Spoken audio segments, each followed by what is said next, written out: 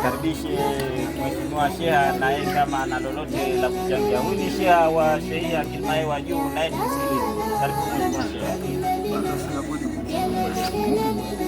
Kama alivyosema nataka kujua hizo ndoto zenu, jueni kufanya haiwezekani watukae ila cha muhimu sana kuchunga zenu kazi na halafu iwe ni mchezo wetu wa kila siku, yaani kuendelea.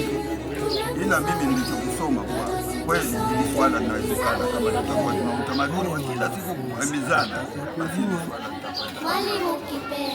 Na tunamuunga mkono rais wetu Mheshimiwa Mwinyi, ili anatuhamasisha kila siku, na sisi tunaona tuunge mkono.